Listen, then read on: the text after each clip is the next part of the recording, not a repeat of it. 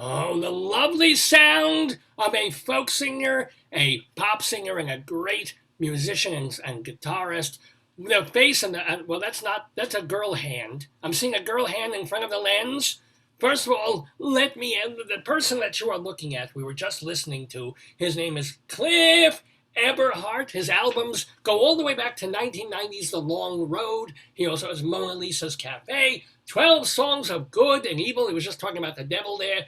Oh, and this is the great pun title. He did an entire album of Doors songs called Wood and Doors. Get it? Wood and Doors, Wood and... Okay. You also heard him sing the Chevy Heartbeat of America jingle. Let me tell you, want to talk about music. This is a man who used to sleep in his father's guitar case. And it was probably an electric guitar, so it must have hurt. Plus, Christine Lavin has jokingly called him the bad boy of folk, which is just fine, because I've been called the sociopath of Judaism. Ladies and gentlemen, please welcome to the neighborhood, Cliff Eberhardt. Shalom, Cliff, hello. Unmute yourself. Do the unmuting thing there. Hold on, you gotta do this. I'm asking you to unmute. So just, because you automatically get muted. Okay. Oh, shalom to you. How are you doing? Shalom to you. I'm doing fine. Mit Mazel McGlick, you're looking at... So who was that lady hand? Was someone was doing a hand thing in front of the lens? What that was my partner, Louise. Hello, Louise. Shalom to you. How long have you been together? 10 years. 10 years, Mit Mazel. How did you meet? Did you meet on the road? Did you meet not on the road? We met at a folk festival. Figures. Is she a musician too, or what does she do? Absolutely. Oh, Mit Mazel. This is cool. And I love the paintings behind you. And so where are you? Are you in Massachusetts, I guess? Or I'm in Williamsburg, Massachusetts, which is 9 miles outside of Northampton. Oh, very nice. But next Sunday, not tomorrow, but next Sunday, you won't be in Massachusetts. You're going to be on Long Island, not too far from I am. In Patchogue, beautiful Patchogue, Long Island, outdoors for house concerts. It's like down by the creek house concerts at gmail.com. Could they make a longer email address for this? Cliff Eberhardt will be there doing songs from his recent album, New Things. Again with the puns, because it's K-N-E-W, Canoe Things. So how have you weathered the pandemic? I made that album at home. Oh, what, in basement? Like you have a recording studio thing or what? I have a recording studio upstairs in one of the bedrooms, and I played all the instruments on it, so it took up a lot of time. Which, yeah, I mean, did you miss playing in clubs? And because at a certain age, traveling and getting on planes and all that. Did you miss that after a year and a half? Oh, yeah. You did? More than anything. What is it about playing in front of people live like that versus, I can tailor it, I can record it just the way I want, put the microphone and make the sound just what I want to hear? What's it different? Well, you don't feel any energy when you're playing alone. You know, you don't feel the energy from the audience. And I also like the whole day of playing. I mean, your show is in your blood that whole day. And I love the travel. And I love hotels and eating out and meeting people. So it's a lifestyle and I missed it. But now are you booking like a lot of shows for late 21? Not a lot. There's a lot of places still closed. I have some, I have about 10 gigs on the books where normally it'd be 50 for this, Do you remember the very first time you got up in front of people and played a song? Yeah. Tell me, please. Well, I mean, I used to play with my brother, Jeff, back when I was a teenager. We did some open mics, but my first gig was at the bitter end of New York City, opening for David Brenner, the comedian. They used to do that a lot, where they would have a comedian and a musical act. Huh. So what songs did you play back? So this would have been 80s or when? Or Oh, no, 60s. Whoa. Yeah, I was 15 when I first played. So you went down to the bitter end and you got to the point where they put you on just before David Brenner, who was at that, well, he wasn't in this, was he sort of unknown at that point or was he already a name? No, he's a name. So, wow. And how was the audience? Did they welcome you, or was that? I can't remember at all. All right, I'm just kind of wondering. So, who else in those early times did you open for? Sonny Terry and Brownie McGee, Dave Van Ronk, Peter, Paul, and Mary. Stop right there, please. Stop right there, Cliff Eberhardt. Do you have any Dave Van Ronk, mayor of McDougal Street, stories? Many. I was very close friends with him. Oh. So I spent a lot of time with him, and what most people don't know is he was a great cook. Oh. So we would have dinners, and he would hold court. Most of the stories I have about him involve dirty words. Oh, by the way, I play a rabbi on TV, but in terms of four-legged words, I'm fucking fine with them. So please, okay, yes, go ahead. Okay, we were up in Canada for the Mariposa Festival, and this was like 1985 or something. And I was playing guitar for him and also doing my own show. And back then, you couldn't get Chuck Taylor sneakers in America. And he saw a pair in a store, and we pulled over, and he went in and he said, "I'd like a pair of Chuck Taylors like they have in the window." And the guy says, "Can I interest you in a running shoe?" And he went, "No, I want the Chuck Taylors." He said, "How about an all-purpose shoe?" And he went, "I forgot that every time he said, "You want a running shoe?" he went, "How about a running shoe, eh? How about an all-purpose shoe, eh?" And David Rock said, "I want those shoes." And he goes, "Do you guys say A in America?" And he goes, "Yeah, we say fucking A. Give me the sneakers." Well, what was wrong with that guy that he didn't want to sell that pair of sneakers? If somebody I have no idea. I want to sell it to him. What's the matter with you? You know, it's like you've already made the sale. What are you trying to do? But I also remember that trip that he had oysters and cognac for breakfast. All right. Did he put the cognac in a pan, or did he sip the cognac and have oysters, or was that part of the thing that he was marinating that were? Or... No. He would eat the raw oyster and sip the cognac. For breakfast. Wow. But this mythology has grown up around Dave Van Ronk at this point. How much of that was true, and how much of it? No, he's just a normal guy. Was just a little bigger and more overbearing than most. No, he was the smartest guy in the room, always. Oh my. I remember at his funeral, his widow turned to me and said, "Now who's going to tell us what to do?" Because Dave kind of held court, and without him, there would be no Greenwich Village, really. He was one of the first people to ever perform solo with a guitar at a club. I honestly, I don't remember whether it was Christine Lavin or Jill Sabule who took guitar lessons from him. And was Christine. Oh, it's Christine. She did. Did you? I mean, you were already a guitarist when you met him. But did he teach you anything? Did you teach him anything? We didn't mess with guitar with each other. I mean, he liked the way I played, so he hired me as a guitar player at one point. We met. I'll tell you, the way we met was great. I mean, when I opened for him when I was 15, I never met him. You know, he stayed in the dressing room, but I was doing a benefit again at the bitter end with Peter, Paul, and Mary, and this would be like 1979, I guess. And I did a cover of "Glory of Love." And at the end of it, Dave comes rushing into the room, waving his finger, and said, "Now that's the way you do a fucking cover." You got the voice. It's this weird high pitched but raspy. Right. Well, I should know about such things, but yes, you got him. So tell me about some of these other wonderful, legendary people, folk or rock, or that you have played with, that you might have anecdotes or stories about. Because I love hearing these kinds of things, whether they're positive or negative, but just a window into these people. Well, I mean, I've been around for 50 years doing this, so I've met everybody. When people say, "Have you ever heard of so-and-so?" and I go, "Yeah, of course." You know, I've shared the stage with everybody, you know. All right. Or Franklin Delano Roosevelt, please give us a story. What a guy he was. Was he? Yeah. And I bet you beat him in the relay, which was good. He could barely get past the starting. No, but what about gotta ask the always the usual, the Dylan? Yeah, I met Dylan. And he called me up. He heard a song of mine on Vince Skelsa's show, "It Eats Delight," and called me up at 3 a.m. to talk about the song. What And song? Yeah. it was White Lightning from my Okay. first record.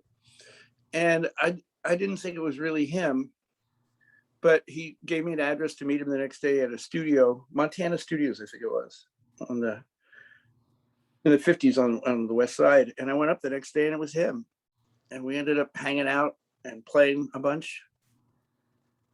And then So he bring your invited me backstage at Radio City Music Hall. I went backstage. I got to meet Lou Reed and George Harrison, which was a big thrill. Yeah, you have met. Wow, did you ever play with Lou Reed or with George Harrison? No, Okay. no, Any of the Beatles? Did you ever? just George. I met. You That's met. the only one. Okay, but good. God, the names that you're bringing. Well, when you're 50 years in the business, right? Yeah. And were there people that were nobody when you first met them, or Oh yeah, and are now like who? like Lyle Lovett, Suzanne Vega, John Gorka, Christine Lavin, the whole crew, Patty Larkin, Bill Morrissey. Wow. We were all in a little boat together. That was John Colvin. Now, how in that era, because that was that certain era of that next folk, because you had the 60s Right. folk thing and it died down. But then there was, and Tracy Chapman and these people sort of revived folk for a time. Right. Well, not that it's ever really gone away, but there's a difference. No, that's what happened was Fast Car and Luca brought all the record companies down to the village. So how did you, as a group, even though you loved each other, even though you supported each other, how do you keep from being also jealous and, oh, they've got the record deal, or A&M's got Vega and they've got this, and how do you keep that from Well, that did occur, but we weren't nasty about it. At this point, like I was doing a tour when the pandemic broke out with John Gorka, Patty Larkin, Cheryl Wheeler, and Christine Lavin. And we were touring like 1,000-seaters. We were doing big halls. And the thing is, there are no more record companies anymore. There's no agencies to be signed to, and there's no business really.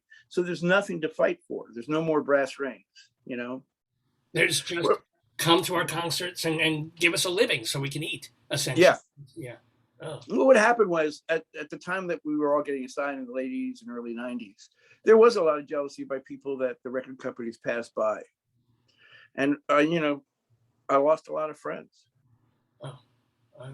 It's what it is. Everybody can be loving and supportive when they're on the same level. But as soon as there's like, Gollum goes for the gold, and Right. But I have a very important Cheryl Wheeler question. Okay. You mentioned her. This is. Please tell me, please, that in concert she's still doing the Potato Song. Is she doing? Sure. Yes. Oh, thank God. We had to learn harmony of that, so that I had to phonetically learn that song. That's the only way, because you keep thinking of potato with the accent on the, potato. Right. If you think of that, you can't do it. It's really difficult. When we did this tour 20 years ago, we had a tour bus, and it was funny to hear me, Patty, and John trying to sing potato harmony to that, potato, potato, potato. This is his favorite song. This There you go. The mascot of the program. So we were just kind of. I'm sorry I could go far afield on that, but you mentioned Cheryl Wheeler. I had to bring that up. But you did have a label. Speaking of labels, you were on Red House Records at a time when there really weren't a lot of record labels at all. So you got lucky in that sense. I was originally on Windham Hill. My first record was Windham Hill. Yeah. And then I had 2 in Shanachie. Now You're My Home at Melissa Cafe, and then I had 5 on Red House. Right. And now, are you? Your recent album, New Things, that's on what label? On my own record company. So, are you even pressing CDs? Are you doing? Yeah.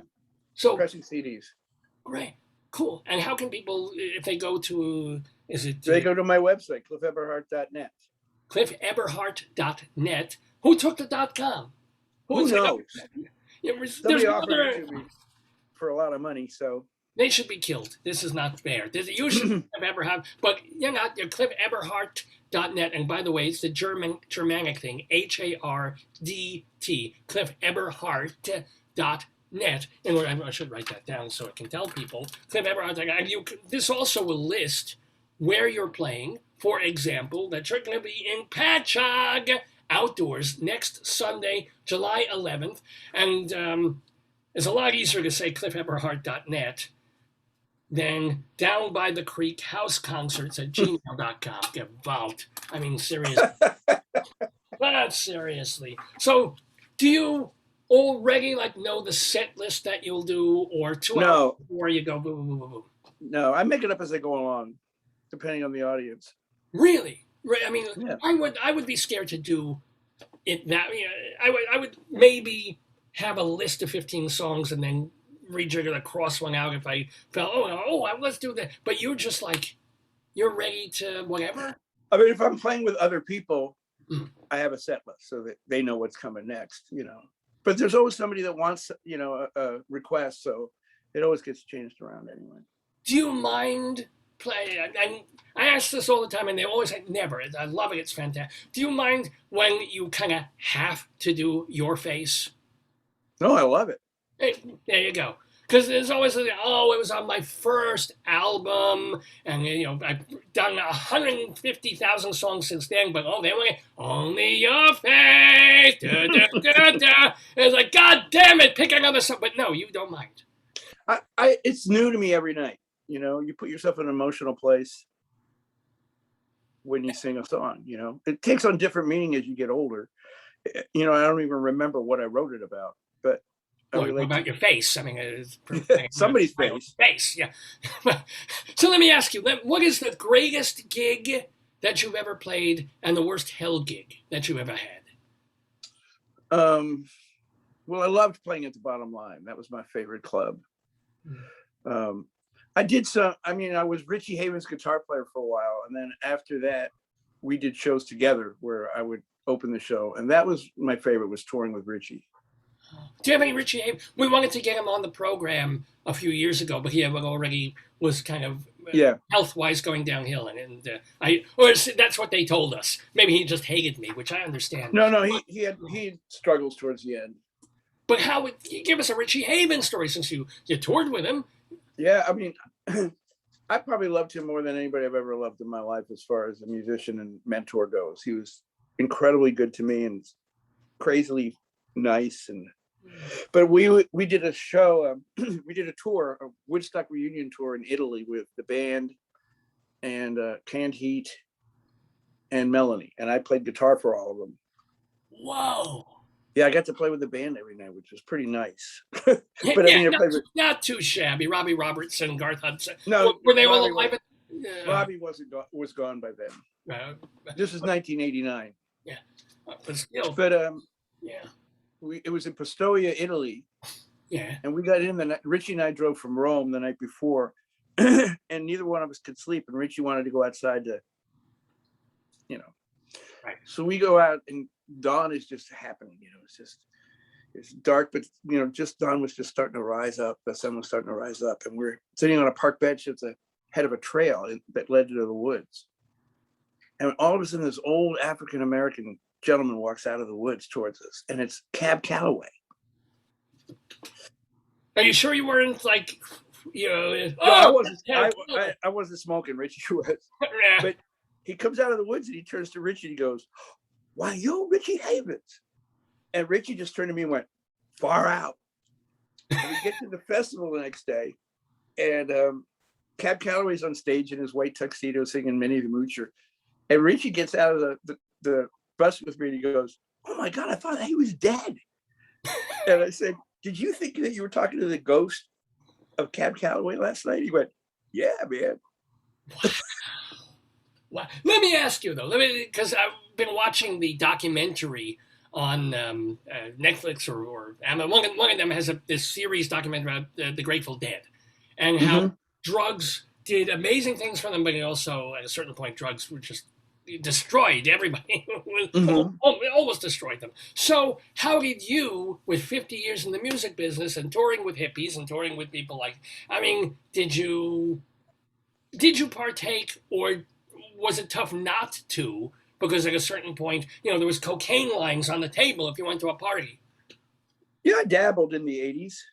Yeah. But you never... But my job was always more important to me than anything else.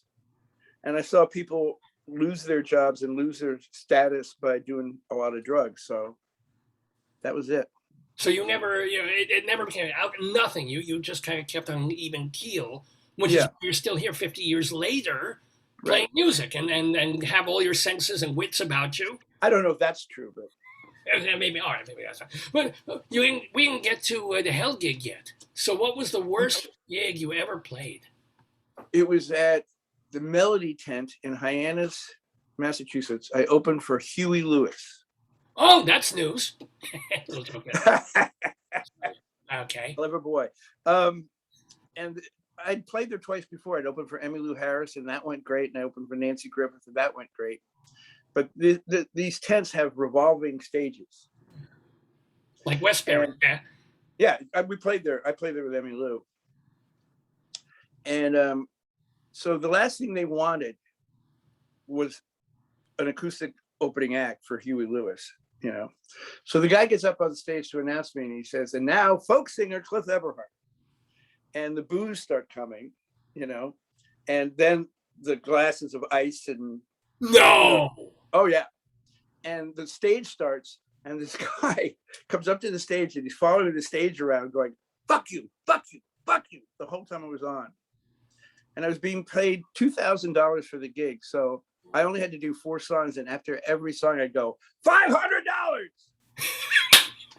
And then at the end, I gave him a double and walked off the stage and never played there again. Well, that's one. I love that story. That's hilarious. But the $500 is brilliant. That's great. Now, what you wouldn't figure with Huey Lewis setting? Who would figure? I mean, I understand if you were opening for Metallica, and then people are waiting for that, and there you are. They'd probably be more respectful. In a manner, irony. Well, it was a very conservative audience. These were all golfers and wealthy people that came to that show. And it was those kinds of people who were giving you. Yeah. I'm sorry to hear that. That was. That's the only time that ever happened to me. Well, good. Thank God. I mean, well, other times. So we talked about touring with Richie Havens. Was there a moment, whether it was on stage playing or a songwriting moment, that you feel was the pinnacle of your career as a singer, songwriter, musician? Like you just stood there and I need to appreciate this. I think I did used to do these telethons up in Toronto for the CBC, and they'd have a bunch of guest artists on. And one year, it was like 1985 or 86, they had Buffy Sainte-Marie was on. And Buffy ended up singing one of my songs that she had heard through Sean Colvin. And I went up to Buffy and I said, "Thanks for singing my song." And she said, "That's not your song. Sean Colvin wrote that song." And I went, "No, she does that song, but it's my song." And she went, "Wow, I just recorded it." So I found out I had my first cut. And I was really looking when I came to New York to be a songwriter much more than a performer or a recording artist. I wanted a publishing deal and, that whole thing. So how did you morph? How did you, because a lot of people want to be big stars or they want to be their face on the album cover. They want to be the Dylan thing. But you were kind of, how did it go from, I'm going to just, like in Nashville, I'll write a bunch of songs for other people. And how did then you get the, because publishers were saying the only way you're going to get cuts is if you start playing out. So I would do shows. All right. And I ended up getting a lot of cuts, but not enough to support myself because they're all album cuts. None of them were hits. And, then the record companies came around because I had a really good band and we were selling out clubs. And that's what makes record companies happy, is when there's a line outside the club. So I still don't, and forgive me for not understanding the interstices of the music business, but you had these albums on Red House here, the album on Windham Hill, and what did you say, Shanachie was the other one you were on? So do you still get like a tiny check when one of those sells or one of those is on Spotify? Oh, yeah. Oh, so that's good. So quarterly, I'm not for the record sales, but for radio and for publishing, I get good. I've never received a royalty check from any record company. Really? Yeah, I should write a book about it.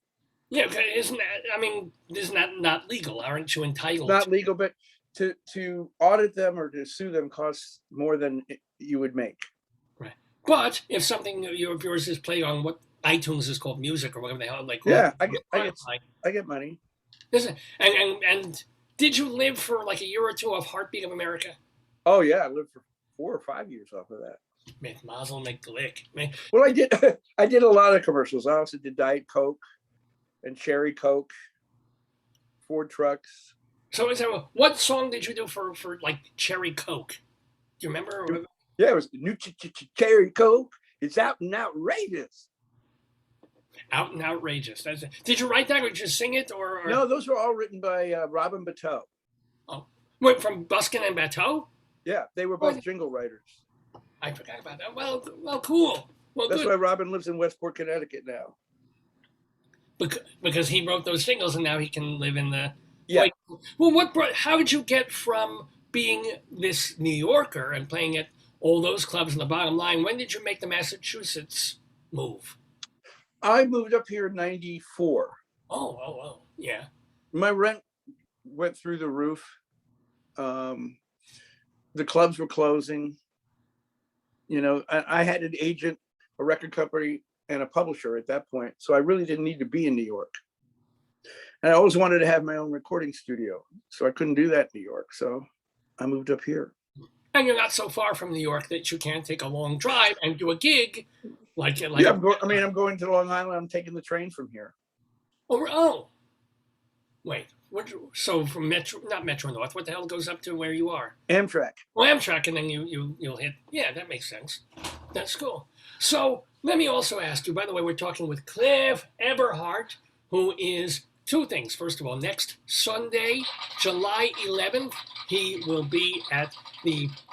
It was an outdoor house concert thing. So there's no, you have to email to get the address of where you're going to stand outside. Right. But you can do that by going to Down by the Creek House Concerts at gmail.com, or better yet, go to the website. Photos, Rabbi. What? Yes, behind Cliff. Yeah, there's Dave's wife is mentioning that we put up these beautiful photos of you. No, the picture frames behind him. Oh, she's talking about the all these photos, these paintings behind you. Were those? Yeah. Did you paint them? Are they from thrift? No, they're from my parents. Most of them. Oh, God, yeah, they're very nice. It's a very nice scene you have there. But I want to say CliffEberhardt.net. CliffEberhardt, HARDT.net. So we're going to put that in our little chat box so people can click and find out more about all your albums and your music and where you'll be playing. Because, yes, next Sunday you'll be in Patchogue, but you'll be doing the East Coast and lots more dates to come, God willing, if the Delta variant doesn't right. So tell us, though, about what have you, like when you're on the train or when you're driving somewhere, what are you listening to? What's on your Spotify and iPad or whatever? Well, I don't stream because it's a political thing because I don't get paid very much for them. I had 60,000 hits on one song. Last quarter, I got $4. Well, all right. Okay. So I have a lot of I listen to a lot of Tim Panelli type recordings. On a CD or what? Ella Fitzgerald and on a CD or a record or what? No, I have them on my phone. Oh, so you are okay. You're not download, but you're listening to these. So Ella Fitzgerald and who else? Oh, all kinds of people. You know, everything by Harold Arlen and Cole Porter and Irving Berlin. That era of songwriters I listen to a lot. Oh, and this, we didn't really touch on this. People might be surprised at what you grew up with. Really, was a lot of show tunes. Yeah, I still listen to a lot of show tunes. Rodgers and Hammerstein. And so what's your favorite, at least recording-wise, your favorite show? My Fair Lady. Because the lyrics and why? The lyrics are genius. You know, just the lyrics alone are genius, and the music is fantastic. And people might not know that you yourself created music for a Shakespeare production. What was that like? Well, I've done two. Well, you're briefly yeah. I actually did one in 2019 for the same director that did Shrew. We did one out in at the Getty Villa in Malibu, which was great. That I got to live out there for 4 months. Whoa! So you did Taming of the Shrew a few years ago where you created certain songs because it was a country western sort of modern. It looked like a lot of fun, quite honestly. It was a lot of work to do that. You have to write every day for a year. They put you on salary for a year. Oh, all right. And I go to work like I'm going to a job. I go into a coffee shop every day for 4 hours, read the play over and over and over again. Well, it wasn't a musical. You didn't have to write like 12 or 20 Oh, songs. yeah. Oh, really? Oh, yeah. Yeah. And I played music. Besides the songs, I played music throughout, on different instruments. Got it. So how was the one in 2019? Which play did you do then? It was an update. It was a modern version of a Sophocles play. Oh. There once was a man called Oedipus Rex. He had a very odd complex. He's listed up in Freud's index because he loved his mother. No, so which play was it? It was Philoctetes. The guy with a bad foot. Yes. Yes. What? Oh God! What did you write about that? It was called The Heel. Yeah. There's a lot of songs from it on my new album. A lot of songs about being wounded and about how pain enters people's lives and controls their lives. Now, why did you go? Was it the past? What made you go there? Did you have sudden tragedies and terrible things happening to you? Why there? I was in a serious car accident 20 years ago that took me about 10 years to finally get a handle on everything. So I had really severe pain in my back and my neck for 10 years. Involved. How did you not get hooked on opioids, let alone? I did. So see, you avoided all the drugs in the 60s and the 70s, only to have a bad back and then get addicted later on. But what happened was my second operation worked, and I woke up and I was pain free, and I just went cold turkey that day. Yeah, mazel tov. That's wonderful. That's congratulations, mit mazel. But okay, so 20 years ago, this happened to you. It was terrible. Why the most recent album so heavy, dark? It's not dark. Oh, okay. It's about learning things through pain. I mean, in the play, he learns a lot by having this bad foot. He learns to trust again. He learns to believe again. So I was able to incorporate what I went through and relate it to this character. That's pretty.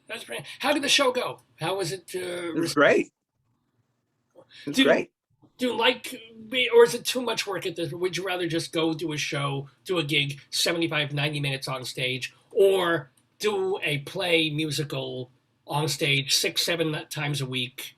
8 times a week. Oh, you were doing 8 now. Wow, like Broadway. So, which did that get tiring after a while? And it's like, it's the same. No, I loved it. I loved it. It's very challenging to me because it's putting me out of my element. Like when I go on stage, I can talk for 10 minutes if I want and then go into a song. Here, the lighting cue hits you and you have to be in the song immediately. It's true. So, and plus I'm writing for other people. I'm not writing for myself. So I like it. It's a stretch. It's creative and it makes me think creatively in a different way. So I love doing them. I do another one in a heartbeat. Oh yeah. So anybody's adapting Euripides or I don't know. It could be like Ben Jonson. Where's it? So let me ask you, what is the easiest song you've ever written? What's the song that you wrote in like 5 minutes? Just boom, there it was. And sometimes most of them. Really. Yeah, most of them I get 90% done at one sitting, but then I edit for months. Really?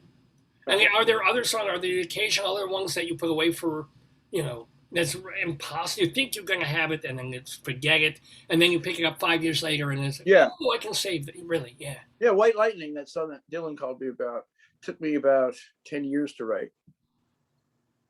Why is it like that? Is it just? I just couldn't figure it out. I couldn't figure out how to tie the song together. And then I'll tell you a story about that. I was driving a taxi in New York. I drove a taxi for 7 years in New York. And I was waiting for my cab, and the idea started coming to me. And I ran across the street to the White Horse Tavern on Hudson. Yeah. And I'm madly writing in my notebook, and the waiter comes up and says, "Did you choose this booth?" on purpose. I said, why? And he said, this is the booth Dylan Thomas died in. Whoa. So I finished that song in that booth. Yeah. And were you drinking milk wood? That's a terrible joke. Don't even go. No, I was drinking coffee, actually. But no, I mean, your life in some ways has been serendipitous like that. But have you written any songs based on your, Harry Chapin obviously did, but did you write any songs based on people in your taxi over 7 years? Harry never drove a cab. Oh, he just wrote about it. He's still in your life. No, well, no. I mean, I always take many different life experiences to put into songs. It's never specifically about one person or one event. I try to get outside of the diary. And so it's just you're kind of observing the people around you, but not any. Are there songs about, you obviously don't mention names, but specific people like, I put their story in this number? Yeah, I mean, I've written a couple of revenge songs, and I regret, those are the only songs I regret writing, Oh, so when I was mad at somebody. Did you wrong, and then you got at them, you dug at them. So do you mind saying what an example is? You don't have to mention names of the actual people. There's a song called Good Example that was on 12 Songs of Good and Evil, and a song called Where Did You Go to School that was on School for Love. There were exes that I thought wronged me, and it was just stupid for me to do that. I mean, the power of song is strong, and you shouldn't use it as a weapon, is what I feel. Oh, wow. That's that's like the one song supposedly that Dylan regrets was Ballad in Plain D. It's like he probably should have left that one off the fourth album just because it was a little too, but the mother-in-law and all that. Well, It's All Over Now, Baby Blue is a pretty nasty song, but I love it.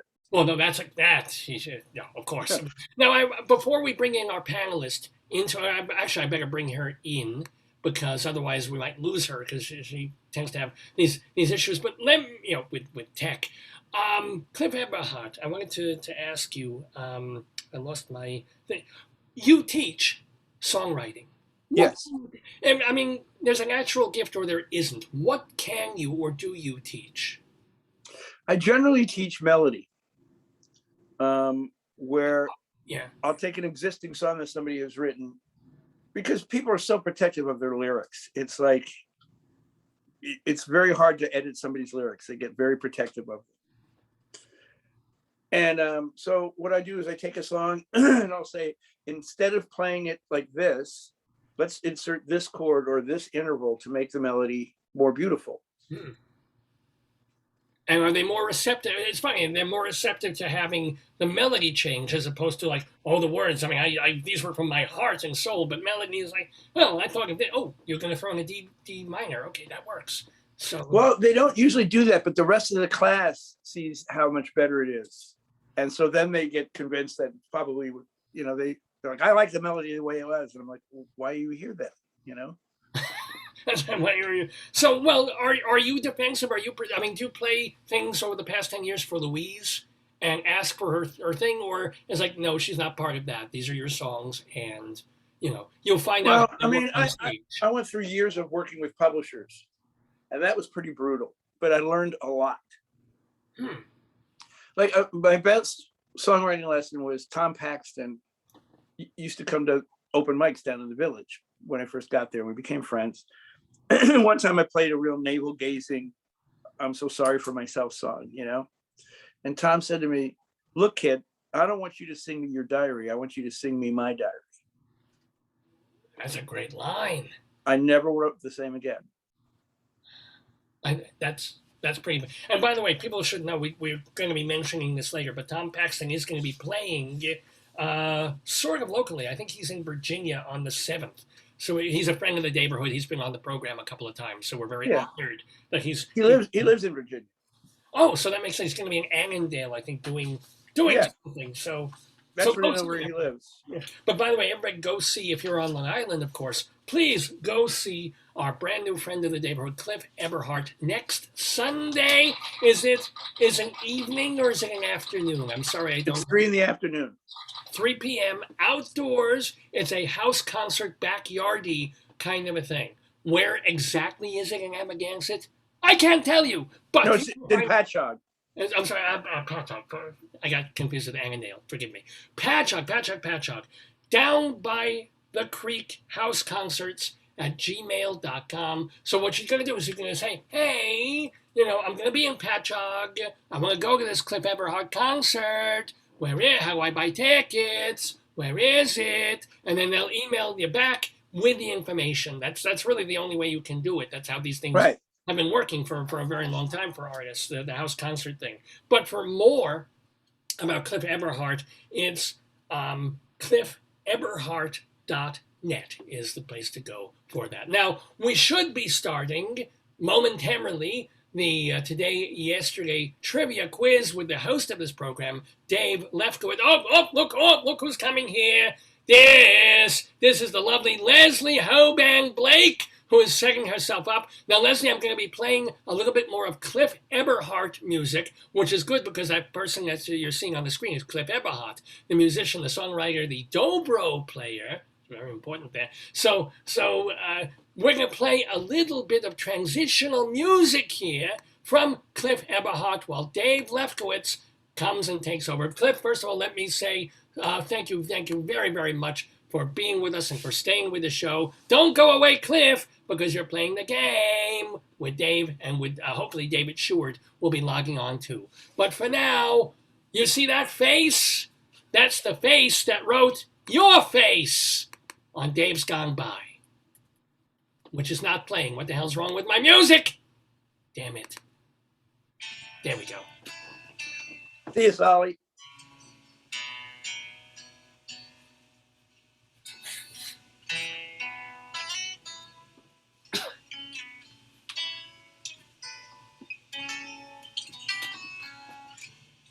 Month Sunday, 2 weeks from Tuesday, halfway across the country this time. Always your face appears in my dream, brings me back home. Who is this? Tonight, always your face, and I'm Oh, it's John. I don't feel alone.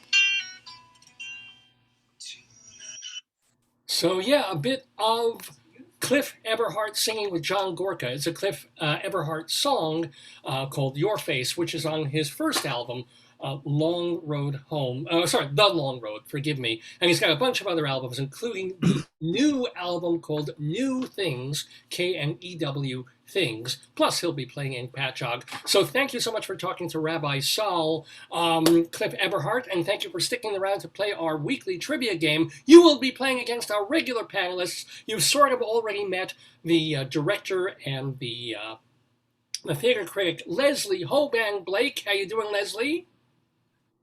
Oh, wait, well, Leslie's muted. Unmute.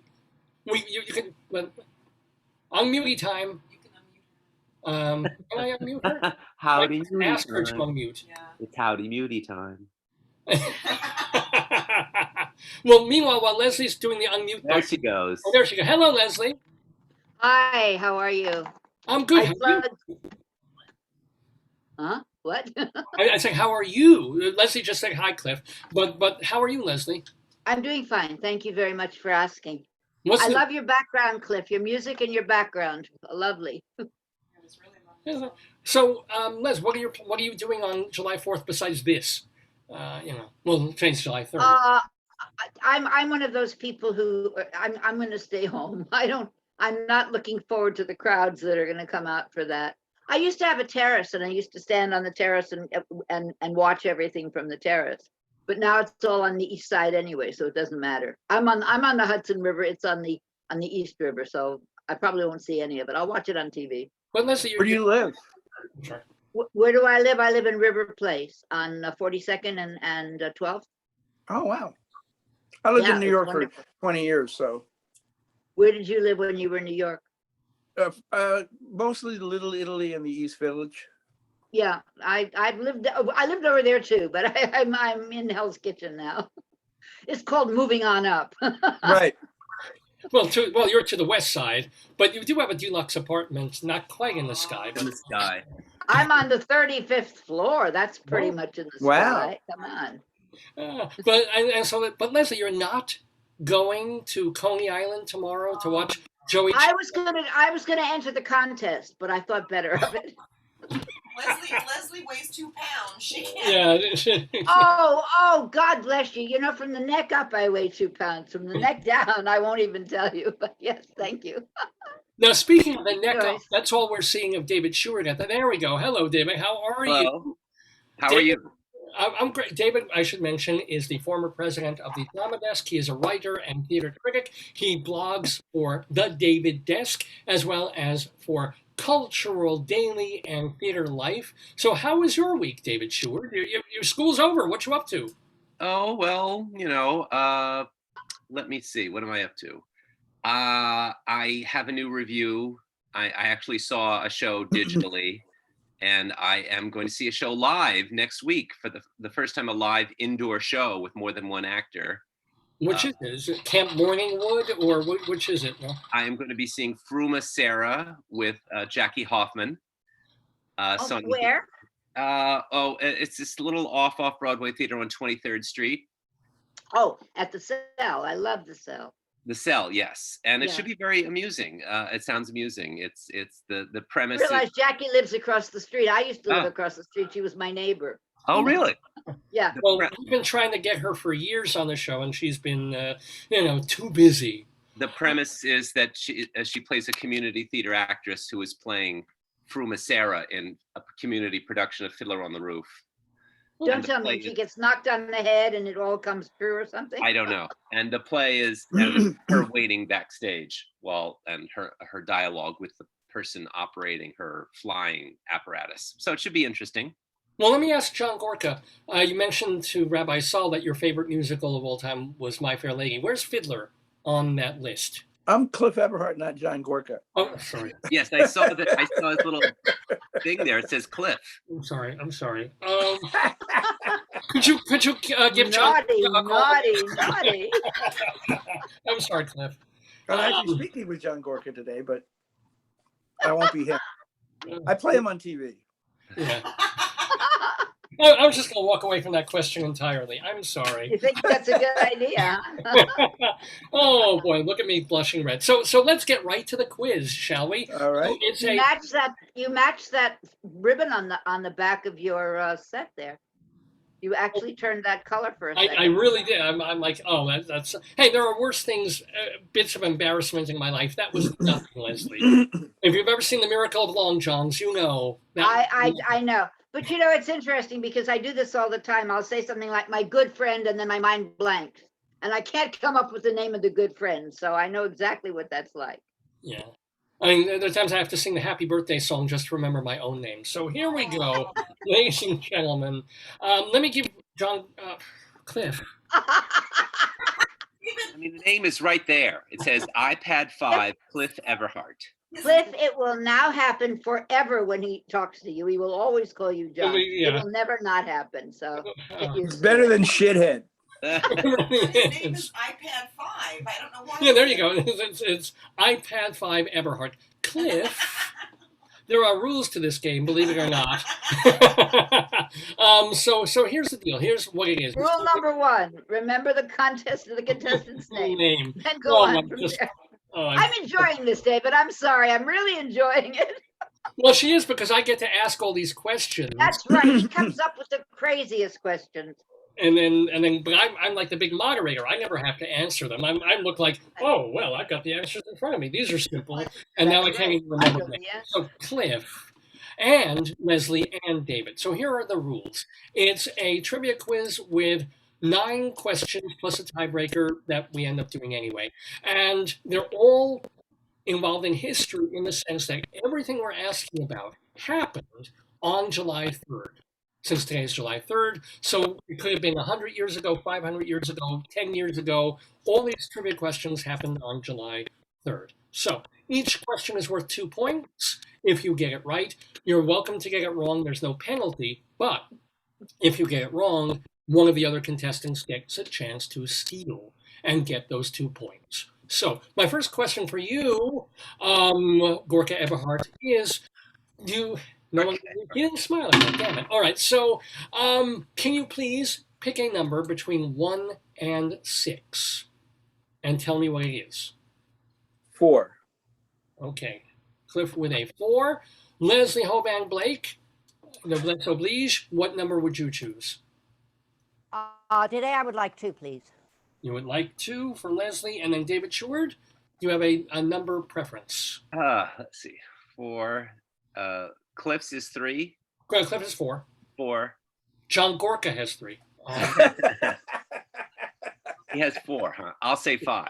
Oh, Richard has 5. Here we go. So the first thing I'm going to do is roll a die, but it's a digital die. It's just a website, rolladie.net, where I'm going to click the roll, and the die comes up number 1, which is closest to. Oh, thank you. It's the internet. We can show everything. So Leslie, I got my. Would you like me to leave the room while I blow my nose? I'm sorry. No, I do all that. In fact, I'm panicking. My hanky isn't here. Anywho, Leslie, with the number 2, you're closest to the number 1. So would you like to go first, second? Oh, yes, first, please. Leslie wants to go first. Okay. So we're going to roll the Because die. I never get to go first. David always winds up going first. I like going first.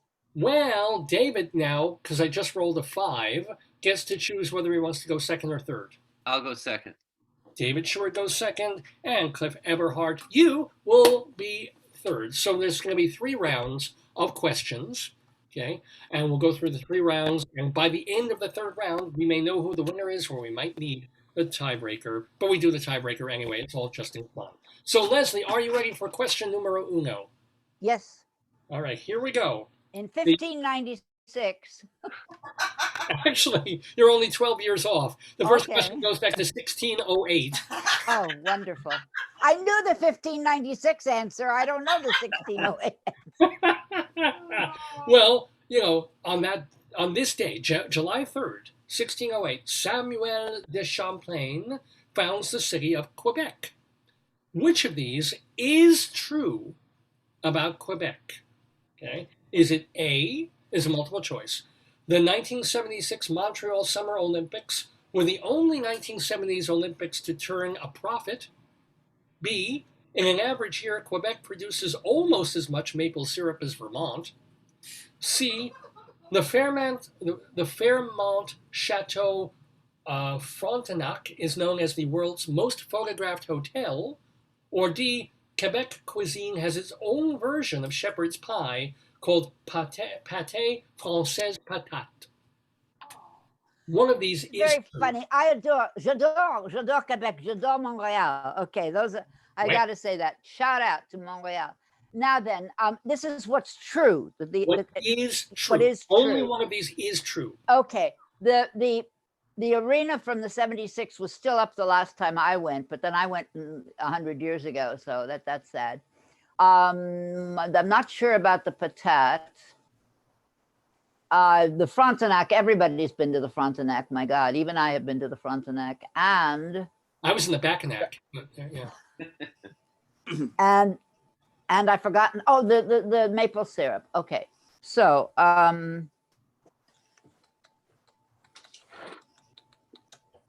So, yeah. just bear with me a second, okay? Sure.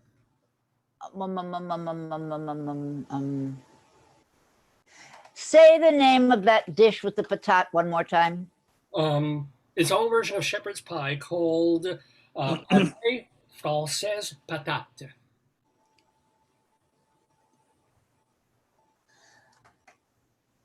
And only one of these is true. Only one of these is true.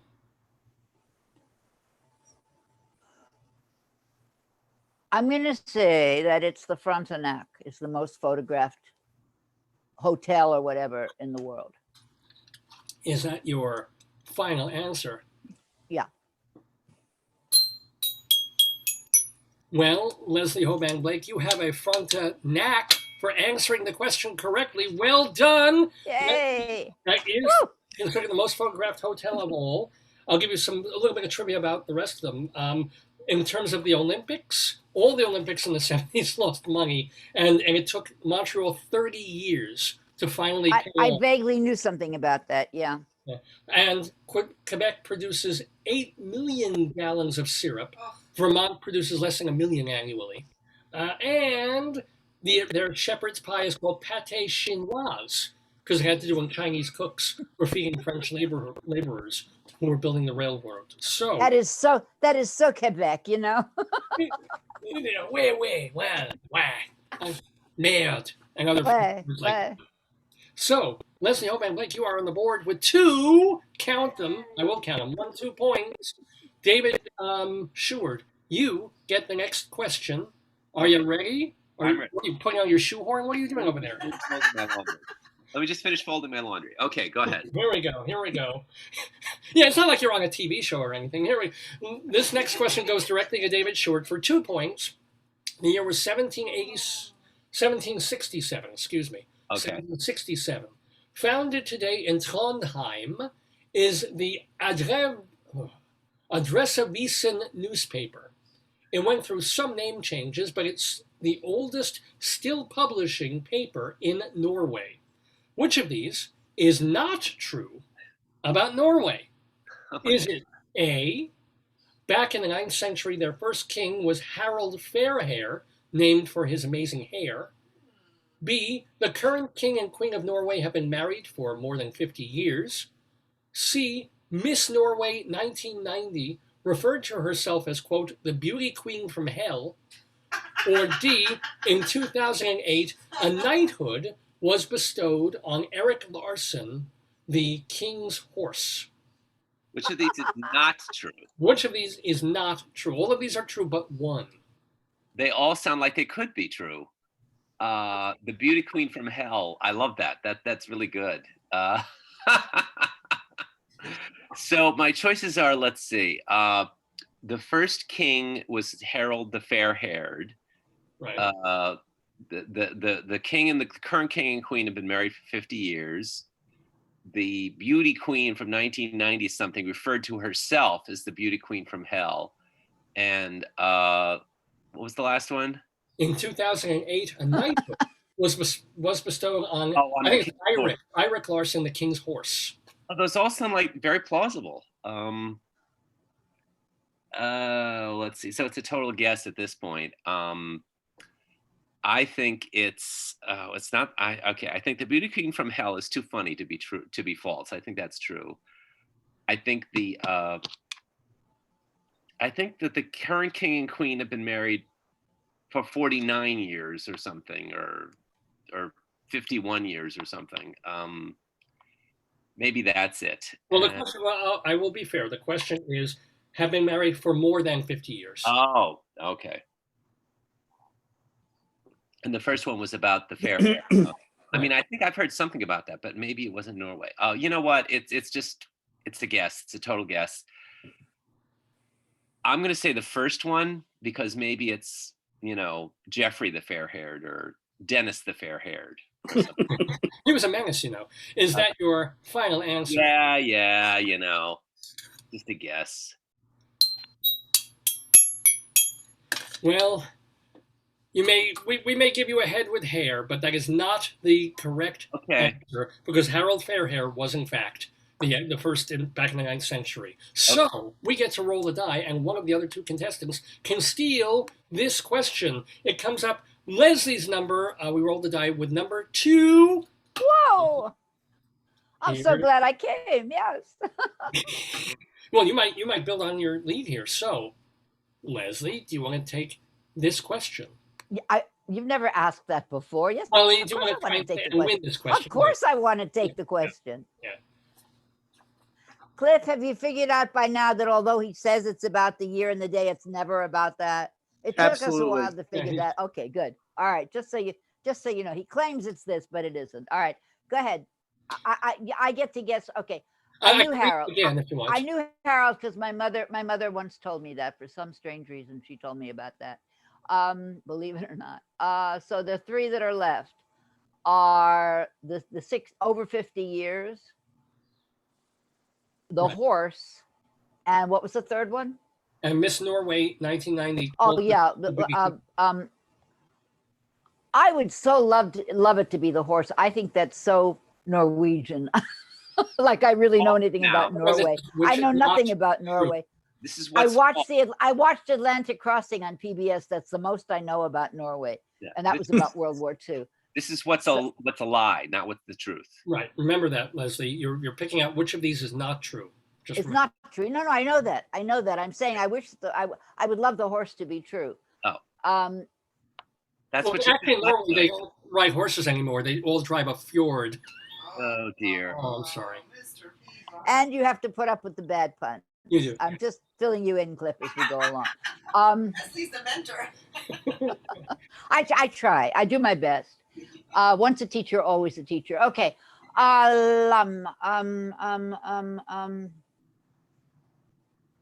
right. I can't help it. The beauty queen is beckoning. I'm going to say the beauty queen is not true, that she did not say that about herself.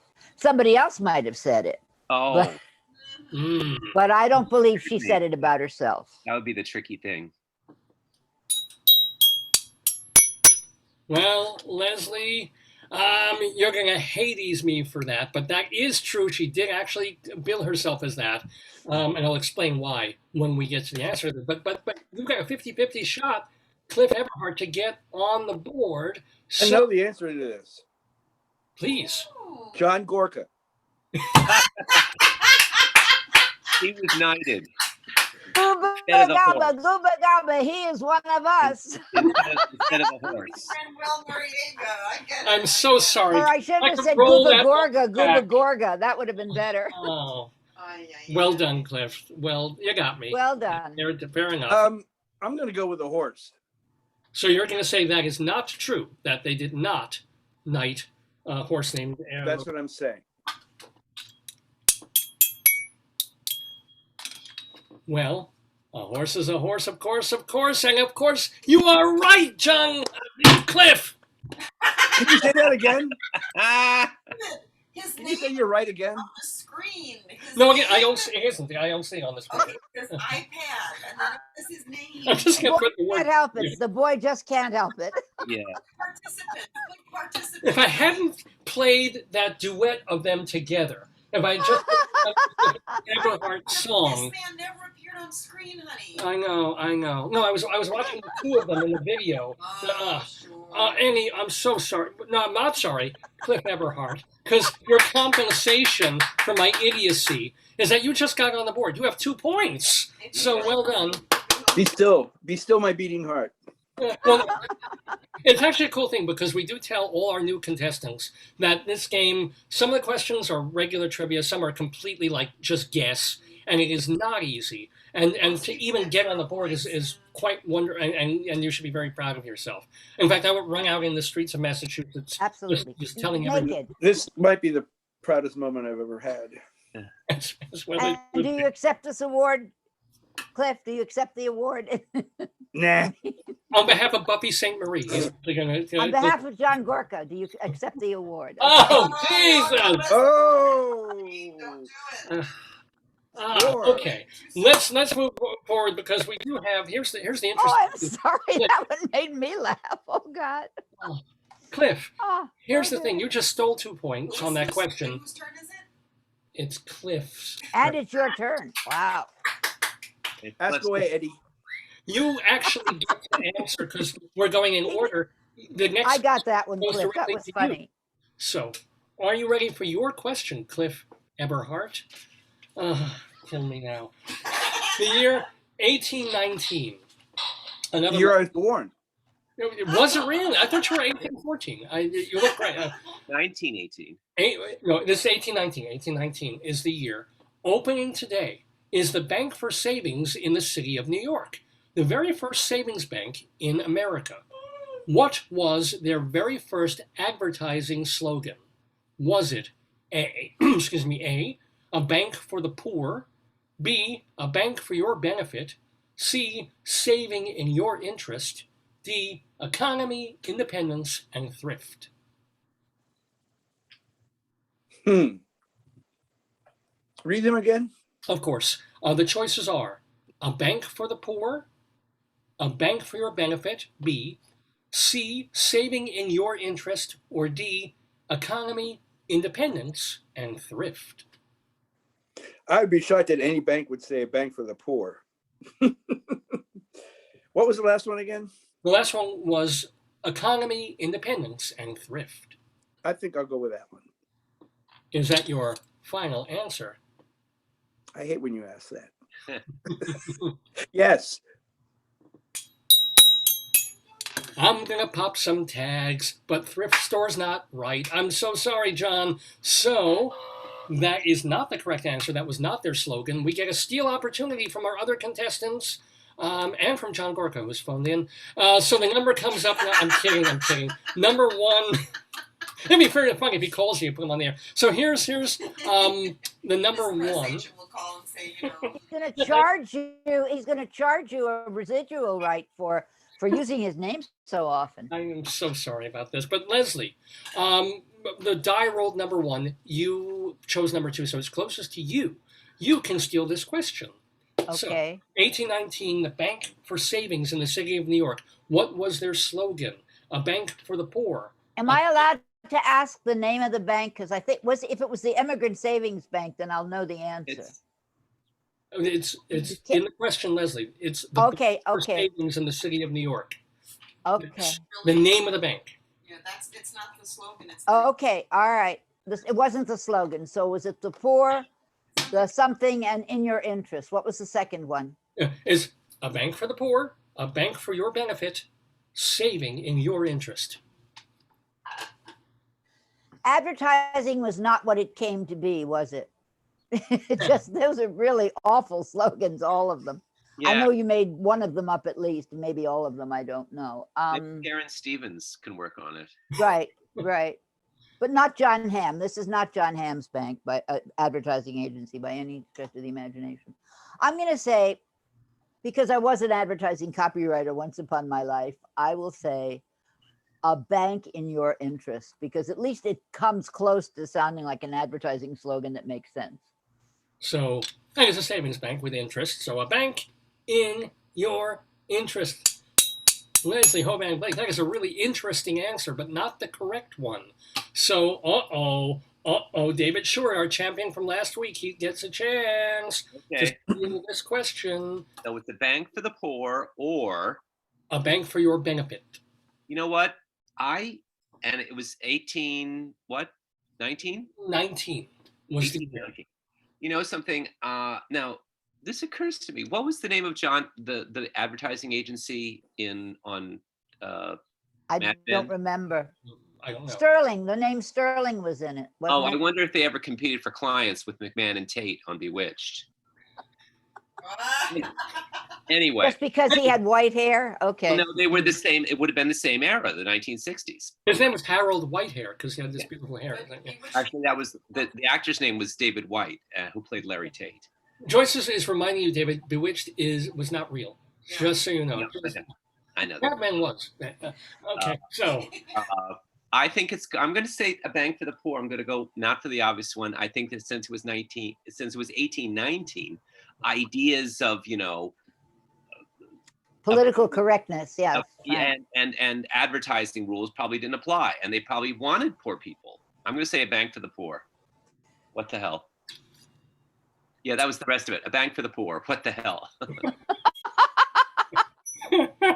well, those 2 points are richly deserved by David Sheward because you got it because it was a charitable idea. Yay! It was for Wow. laborers and workers and poor people to be able to put money away and make money. Just have it sitting there. Now, what was the name of the bank? Do you have that down there? Leslie, I'm telling you, the name of the bank was. Oh, it was the New York Bank for Savings. in the city. Of I'm New York. sorry. Yeah. I heard you say something, but it went right past me. And Sorry. did you Okay. say that it was that hookers put their money in it? What? What? What? Did you say hookers? No. You're a hooker? I No. You tell I thought you said That's hookers. great with you. They were not poor. They were the only people who worked Well, that's what poor. they call them now. Back then, Yes. yeah. But actually, the nickname. What? Sorry. I thought you said hookers put their money. No. No. Poor people, David. Poor. No, but Poor. laborers. I think I said. And speaking of money, I'm glad you spent so much money on the set decorations. Yes, This today in budget- particular. Yeah, that's the whole budget. So Cliff, son of a bitch. If you can lend me some of those. Listen, Paul, listen, It is Paul. Cliff. You should tell your guests that you don't even remember the names of your cousins. Yeah, I don't remember You don't family remember members. anybody. Yeah. Cliff, family but if you can gathering. loan me some of those David, pictures behind At you. a family I gathering. love the pictures, Cliff. I really like those. I stole them all from the Louvre. Oh. I have a Why big did- overcoat. One at a time, I assume, right? Oh, yeah. Or all at once. Now, here's the happiest news for me. I was just trying to get through this show now. Amazingly enough, we have a three-way tie. Oh. We have a throuple, ladies and gentlemen, right here between Leslie and David Sheward and Cliff Eberhardt. 2-2. Yes, I know I got your name right this time. 2-2-2, each with 2 points as we move into round number 2. Oh, look at that. The Cliff is sipping water because of the exertion of It's tequila. this game. Here we go. Ooh. I think it's Well, that's a morning eye opener. So we get to round 2, which begins with Leslie Hoban Blake. Are you ready, Leslie? Yes, I am ready, sir. The year 1890. Idaho becomes the 43rd state of the Union today, July 3rd. In 2004, speaking of Idaho, Ron Garatone, the mayor of the small town of Wallace, Idaho, made a proclamation. What did he proclaim? Is it A, that all women are heroes just for being women? B, that Wallace was the center of the universe? C, that potatoes should be eaten with every meal? Or D, that God appointed him mayor and only God could remove him from office? Whoa. You never mentioned hookers? You didn't mention hookers. No, he did mention women, though, and I'm sure that in Idaho they're sort of equivocal. So Oh, Actually, women are like potatoes. Yeah. equivalent. I meant equivalent, not equivocal. I said equivocal. I meant equivalent. Sorry. Joyce is saying Idaho one time, but oh, I get it. Right. It's in the title. It's in the name. Okay. I get it. I can read them again, Les. Do you want me It's to? all named Ida. Changing his name. No, my feeling is that it's between that somehow they wanted to take him out of office, and that was his only God speech, or the potatoes should be eaten at every meal. I don't think the other two even are in the running. So now I have to go between God and potatoes. Don't we all? That's my Yeah. choice every day: is That's God or exactly. potatoes. As God is my witness, I'll never eat a potato again. Right on, Leslie. Right on. Okay. Yes, it's all for you, potato. I'm going to say only God could take him out of office. It just sounds like a Trumpian kind of Idahoan thing to say. I hope you're not from Idaho, Cliff. I didn't catch. I've the played beginning there, of the show. and I agree with your answer. It's very Oh, conservative. I think so, too. I think I've thank been you. to Idaho. No guest has ever said that before. Thank you. Well, Leslie, so your answer is about the one that he said is that God appointed him mayor and only God can remove him from office. Well, goddamn, Leslie Hoban Blake, that is not the right answer. I'm afraid. Oh, See, Cliff, that's it. for that. That's the way it goes, Cliff. Easy come, easy go. That's the way it goes. Well, I just rolled a number 2, so I've got to go to the bathroom real quick. But no, I'm kidding. The number 2 is Leslie's number, but it's closer to Cliff than to David. So Cliff, We're playing this Tinkers to Evers to Chance thing here, Cliff. We're going, it's like I miss him and you get him. Okay. well, let's see. luck. Cliff, you stole a question in the last round. Can you steal this question about Idaho? And the mayor, Ron Garatone, in 2004, of the small town of Wallace, made a proclamation. What did he proclaim? Was it A, that all women are heroes just for being women? B, that Wallace was the center of the universe? Or C, that potatoes should be eaten with every meal? I would find it hard to believe that anybody in Idaho would celebrate women. No offense to people in Idaho. No, I understand. Yeah, right, yeah. That's one of the scariest places I've ever played. Wow. Why? I mean, what is it? Just conservative? There were a lot of militia type people roaming about. Idaho. Really? Yeah, We've been to like Wyoming. Middle America, baby, Middle America. Well, Idaho's one of the top One of the West. militia places. Oh. I will go with the center of the universe. So you're saying that is what he said, is that he made a proclamation, quote, that Wallace was the center of the universe. Is that? That's what I'm saying. Well, sir, you say the truth. That is the correct answer. Well done. You just got right in the center of town, stood there and made that proclamation, and now there is a manhole cover that people flock to, that they designed very specially to commemorate that moment when he made that proclamation. I thought you meant he turned into a manhole cover when he said it.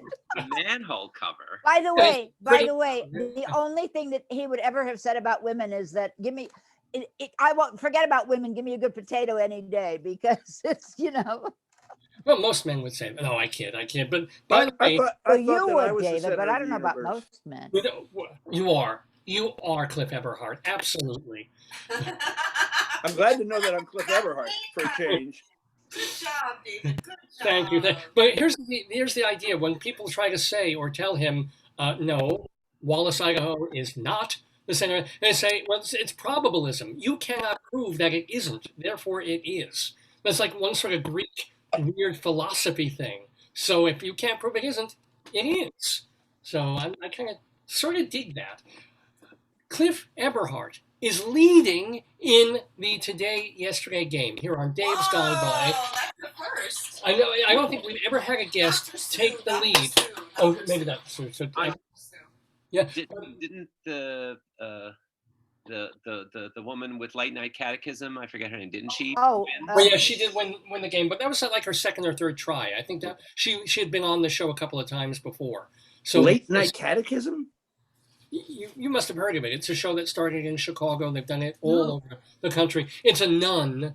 A nun. John do it? Isn't his John show? And she's kind of making fun of, in a playful way, growing up Catholic and what Catholic ritual and stuff like that. It's a pretty well known Never heard of it. comedy thing. It's fun. It's really well done. Very big hit off Broadway. I'm sorry, what? I said it was a long-running hit off Broadway. Broadway, yeah. And it's still been, from the very beginning, it never really stopped in Chicago. She's until the opening up pandemic. again in Chicago, right? She's got it running again in Chicago. In the greenhouse, yeah. She's got other nuns. And she not only she did it, Mary Pat Donovan did it for a bunch of years. She's been doing it now, and other nuns have. In fact, Rabbi Sol Solomon asked if he could play that, and she hasn't gotten back She to beat him. him to death with the ruler. Anywho, Well, he has to pay us for it. well, of course he has to get pay us for it. He's not going to do it for free. Oh my But God. I'm sorry. Mm.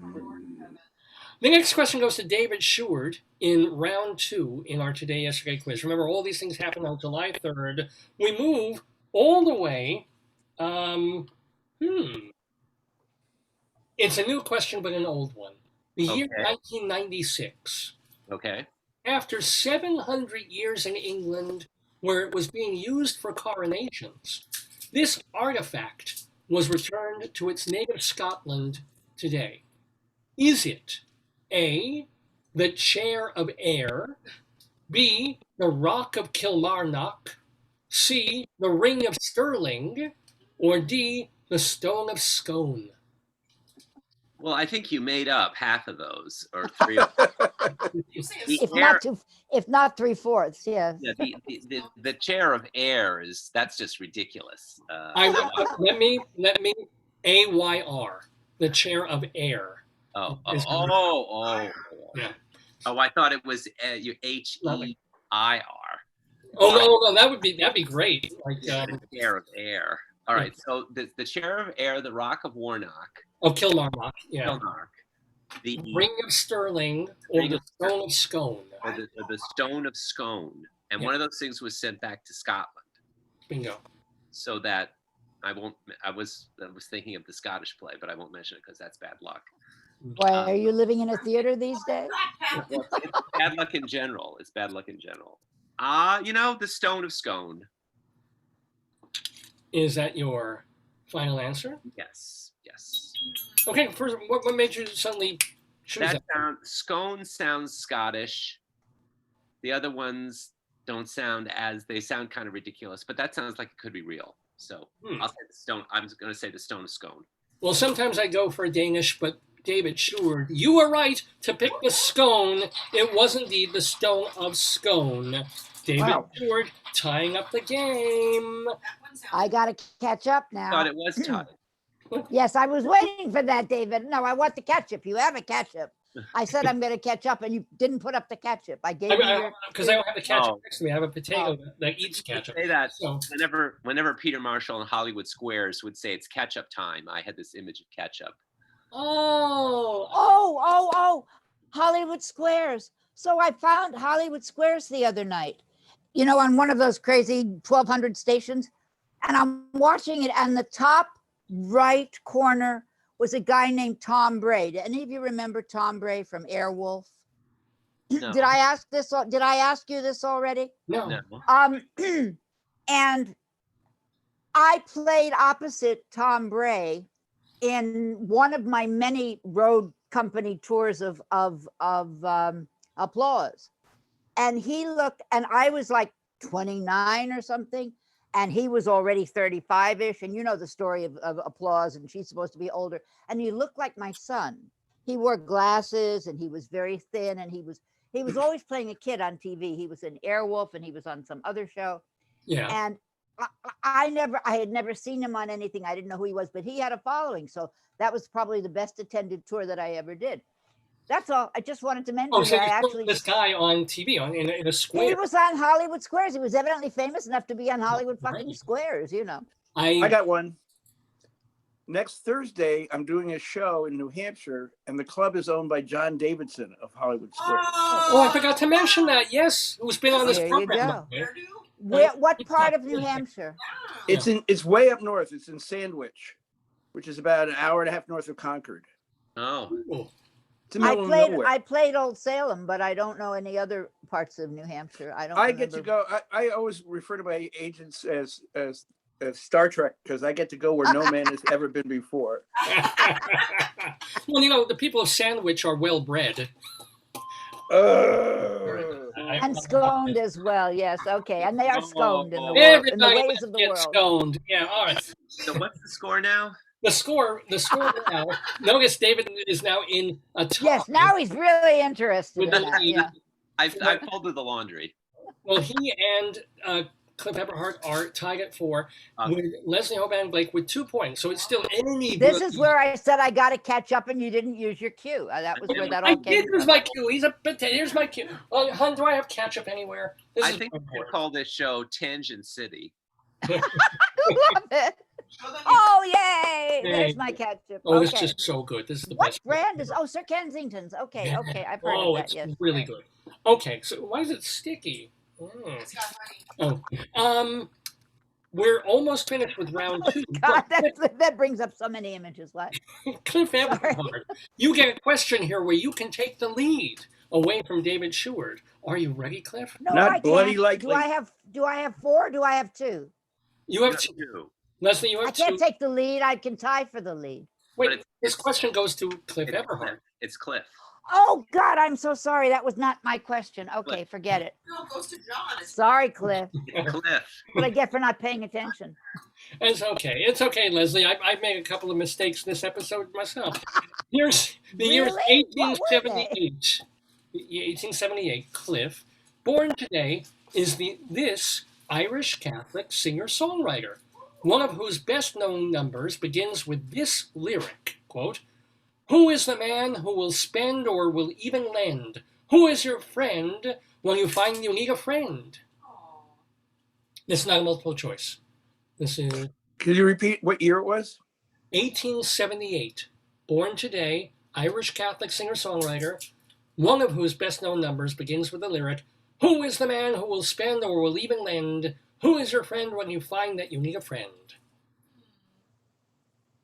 I don't know any Irish Catholic. Well, Wasn't it John? What's his name? And actually, oh, John Gorka, right? kill me. Lin-Manuel Noriega. I should mention for 1 point, please name the songwriter, and for the second, who is that friend?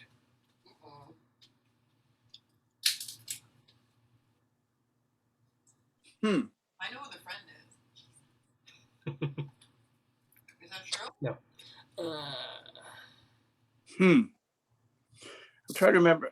I have pandemic brain. Can't recall people's names. Stephen Foster. Is that your final answer? It's my only answer. Well, my little foster child, I'm afraid that was a really great guess, but it is not the correct answer. So, our other contestants, I'm going to roll the die, which comes up with a big number 6, which is closest. To David Sheward. Okay. David, this is the kind of the thing that you just kind of raggle off. So for 2 points, I get if I say the name of the composer. Well, 1 point for the composer, 1 point if you tell us who the friend is in the song. All right. I'm going to say it's George M. Cohen, and the friend is Harrigan. And the friend is who? Harrigan. It's Cohen, H-A-R-R-I. not Cohen. It's Cohen. Cohen. George M. Cohen. You kind of make him Jewish there, David. It's like give my gods to blood. Now, so, David, is that your final answer? Yeah, be sure you park the car. Yes. I'm a Yankee Doodle Chassid. Anywho, David Sheward, you are actually correct. It is George M. Cohen. So, David Sheward taking the lead with 6 points at the end of round 2. And was it Harrigan? Yeah, I'm sorry. Yes, Harrigan. H-A-R double, or was it H-A-R-R-I. H-A-R-R-I. spells Harrigan. Spells Harrigan. Harrigan. Well got that. That is the friend who did it. Well done, David Sheward. Well done. You guys need to rehearse But it. you know, he went through life with that thing about people calling him Cohen and not registering him at hotels and whatnot. That's a because they thought true he was story. Jewish. Oh. Yeah, he had trouble because once he left New York, it was, it was not that the only name that would come up would be Cohen, and they wouldn't let him go into certain restricted hotels. And rightly so, because Jews are horrible. But let's get to. I'm kidding. Says David Lefkowitz. So here's the deal. We're moving into the third and final round of a very exciting and tight game. Check it out. David Sheward has 6 points. But he's the one drinking the tequila. He's the only one who's tight. I don't know about any of the rest of them. And Leslie, you are on the board. You have 2 points, so you are. Thanks a lot. I'm Better than 0, huh? Yeah, much better than 0. So everything is Thanks, even more so. Yes. So we come to our third round of 3 more questions, all of which happened on July 3rd in history. Leslie, now you get to try and tie with Cliff if you get this question. Are you ready? We go back to 1883. Born today in Prague is this author who wrote to his friend and fellow writer, quote, "Dearest Max, my last request, everything I leave behind me in the way of diaries, manuscripts, letters, my own and others, sketches, and so on, is to be burned unread. Name the author who did burn 90% of his work, but Max saved the rest."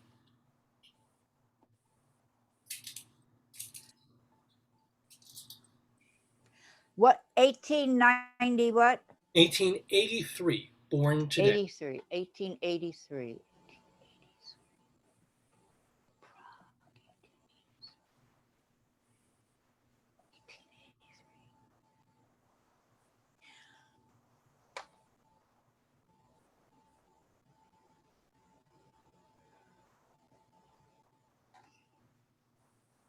Charles Nelson Riley. That would have been my first guess. My second guess will be, I'm going to say Franz Kafka. I don't know who else was born in Prague. I don't know anybody of that particular, that part of Europe is a mystery to me. I don't really know it. So is that going to be your final answer? Yeah, Kafka.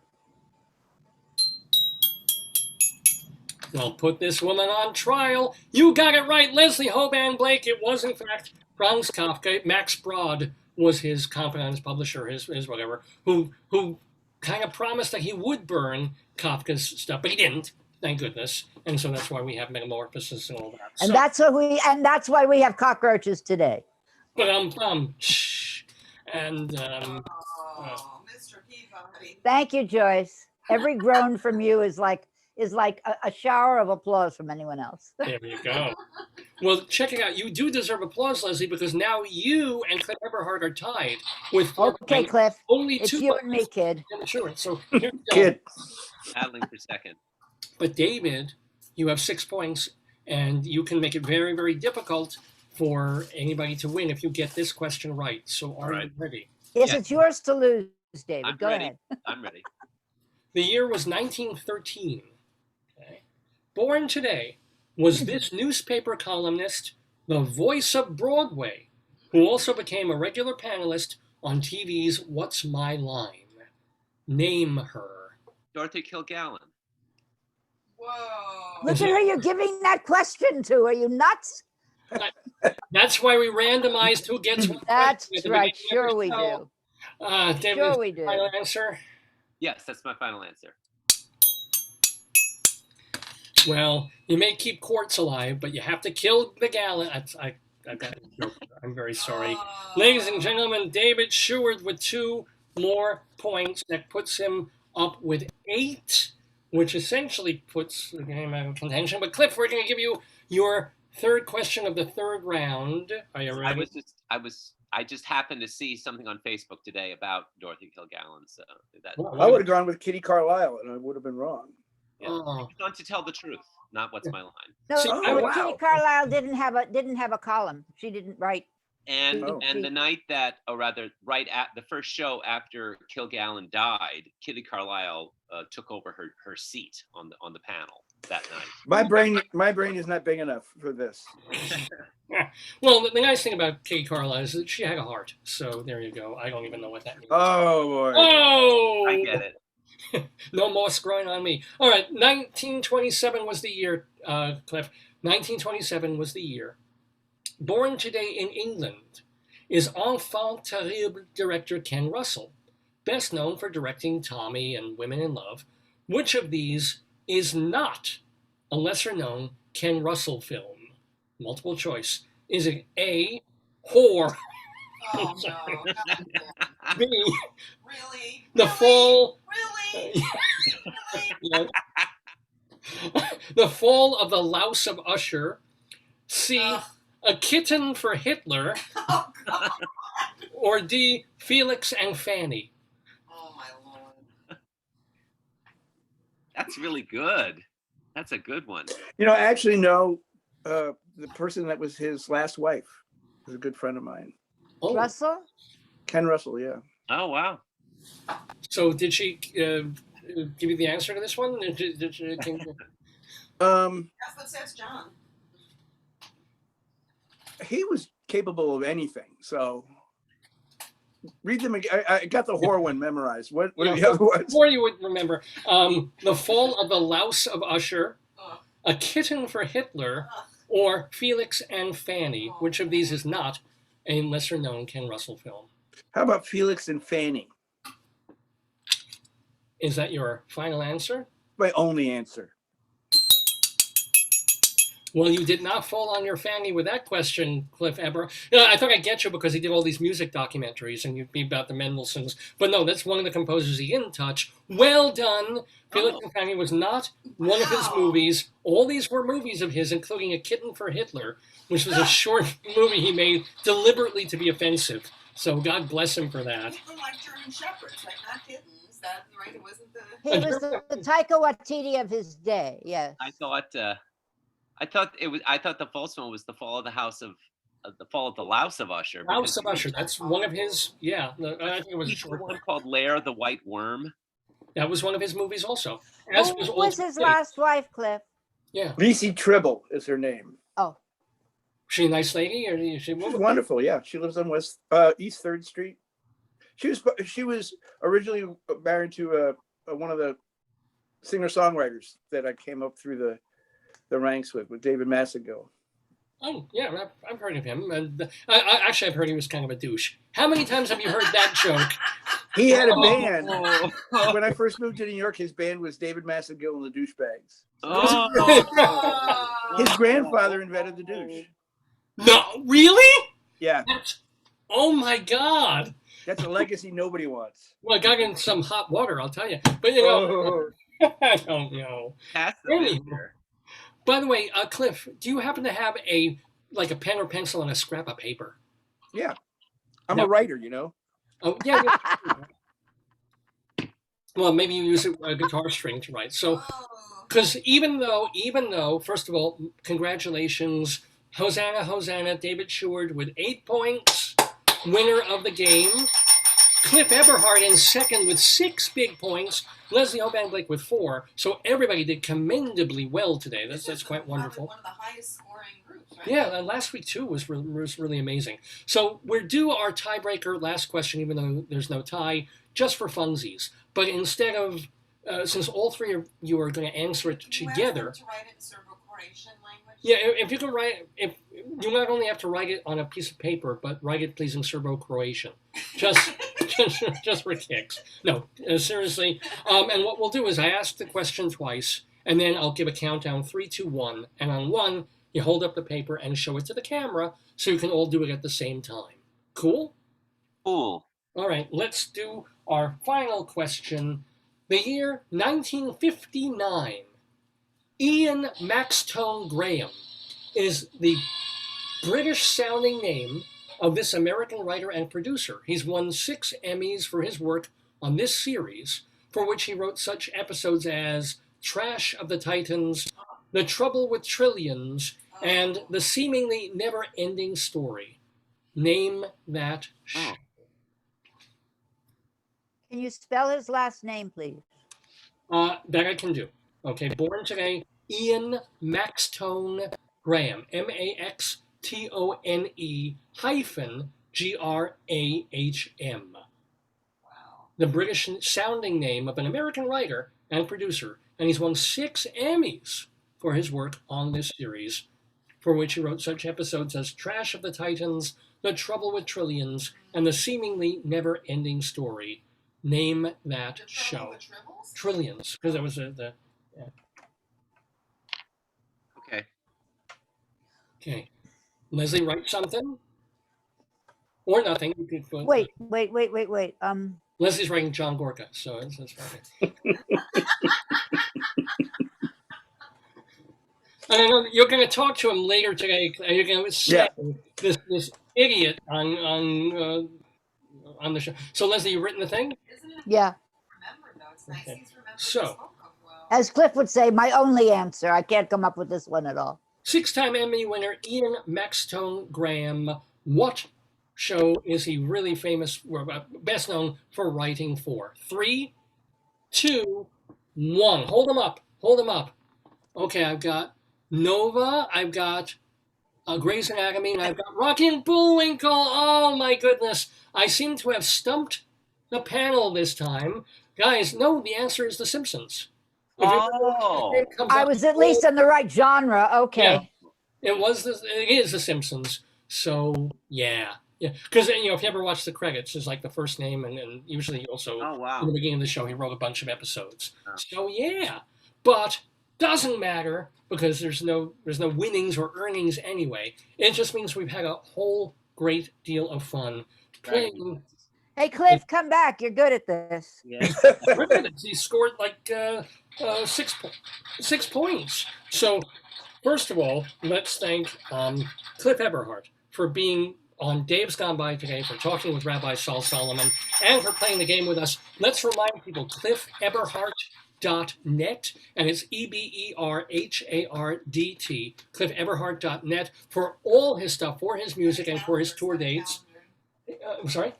His calendar, right. So he'll be in New Hampshire in a few days, but more importantly, next Sunday, he will be in Patchogue, New York, at a house concert in a backyard. To find, just go to his website, cliffeberhardt.net, to get the email address from which you can get where the party is, how to pay for it, how to show up, how to bring whatever you want to bring. Is there anything you want to tell us about that concert coming up in Patchogue, Cliff? Nothing. Okay. I'll be doing lots of songs for my new album. How Right. about that? His new album, because it's KNEW, called New Things, okay? Because he knew things, new things. Okay. And by the way, thank you also to the lovely and delightful Leslie Hoban Blake. So Leslie, have you finished the? Yes, You we did. finished the goddamn thing. We finished it. So It should be up on YouTube by Monday. It will be on our next show on Thursday. I think it's this Thursday is our next show. I don't know anymore because we missed so many weeks of everything. It's just been. Well, thank David, God you're healthy, Leslie. Thank you. Yeah, Charlie had a few problems also, I discovered. So we just took a health vacation. Nothing to worry about. You talk to him about it. I have no right to speak about anybody else's. My point is that we mentioned it on the show. And on your show as well. Everybody go out and get your regular checkups. Everything that you didn't do during the pandemic. I cannot stress that too highly. Not going to the doctors, right? Preach, Leslie, preach. Okay, Leslie, we lost your audio, but let me absolutely great advice.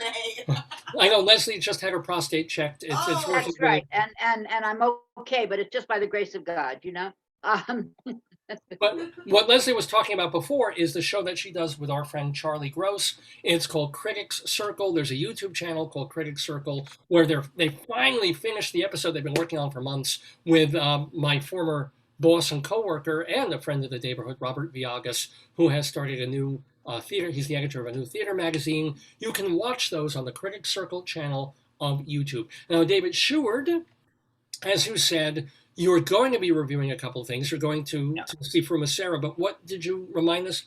What you wrote about? The latest review that I have on Theater Life, and I'm going to post it on Cultural Daily today, is a review of a digital virtual performance of a play called Tiny House, which the Westport Country Playhouse has put online.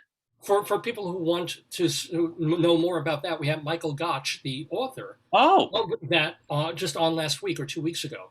Oh. So go watch an old Dave's Gone By from 2 weeks ago on davesgoneby.com and see Michael Gotch. Yeah, he is the playwright. David Sheward, is that where Tiny Alice lives? Yes, and I thought so. Okay. Tiny something or other lives there too. Right. Yes. And actually, all the Little Women, they live there as well, who just barely fit. Yeah. Tiny Alice and the Little Women. Now that's a name for a band, man. That's the name for a band. Tiny Alice. And it should probably be big lumberjack kind of guys in it. Yeah.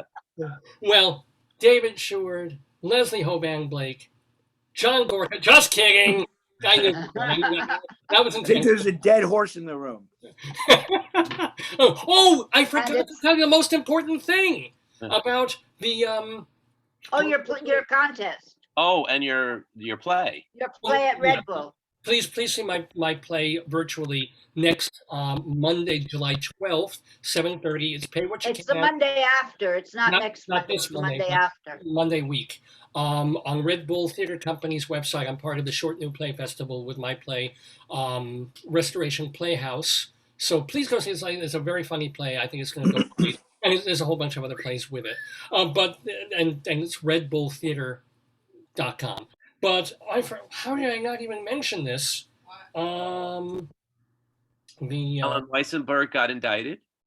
When I was talking about you want a spit take. You really want a spit take, right? How did I miss this? The beauty queen. I never explained some of these things about that Norway question.